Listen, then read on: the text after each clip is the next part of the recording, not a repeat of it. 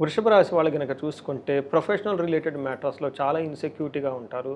Job పోవటం కానివ్వండి, డీప్రమోషన్ రావటం గాని, ఒక ప్రాజెక్ట్ నుంచి ఇంకో ప్రాజెక్ట్ షిఫ్ట్ అవ్వటం కానివ్వండి, ఒక ప్లేస్ నుంచి ఇంకో ప్లేస్‌కి గాని షిఫ్ట్ అయ్యే అవకాశం ఎక్కువగా ఉంటుంది. వీళ్ళకి స్థాన నాశనం, స్థితి నాశనం అని చెప్తారు.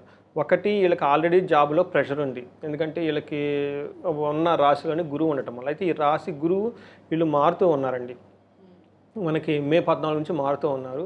తర్వాత వీళ్ళకి 12వ స్థానంలోను ఇప్పుడు జరిగేది ఇది కూడాను వృషభ రాశిలోనే జరుగుతుందండి. మనకి సూర్యుడు వచ్చేటప్పటికి వృషభ రాశిలో ఆల్రెడీ ఉన్నారనమాట. ఈ స్థితి గనుక మనం చూసుకుంటూ ఉంటే ప్రొఫెషనల్ మ్యాటర్స్‌లో ఇలాంటి జరిగే అవకాశం ఎక్కువగా ఉంటుంది. అయితే వాళ్ళు ప్రాజెక్ట్‌లోని తీసేసి కానీ జాబ్‌లోని తీసేయాల.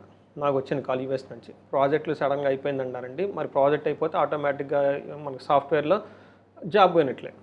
మళ్ళా జాబ్ వచ్చేదాకా. సరే నేను అన్నీ చూసి చెప్పాను. ఇదేం లేదండి అంతా బావుంటుంది. ఒకటి గురువు మారుతూ ఉండటంలో అడ్వాంటేజ్ అవుతుంది. సూర్యుడు మారుతూ ఉంటాడు కాబట్టి ఆయన ఇప్పుడు సెకండ్ హౌస్‌లో ఉన్న దాని దగ్గర నుంచి థర్డ్ హౌస్‌లో మారిపోతాడు కాబట్టి ఒక 45 డేస్, 50 డేస్‌లో బావుంటుంది. అన్నీ చూసి మీరేం టెన్షన్ పడలేదని ఒకటి కౌన్సిలింగ్ లాగా చేస్తున్నాం అనమాట. ఇలా వీళ్ళకి ఖచ్చితంగా ఒక సెన్స్ అయితే అవుతారండి జాబ్ రిలేటెడ్ మ్యాటర్స్‌లో. అందులో డౌటే లేదు.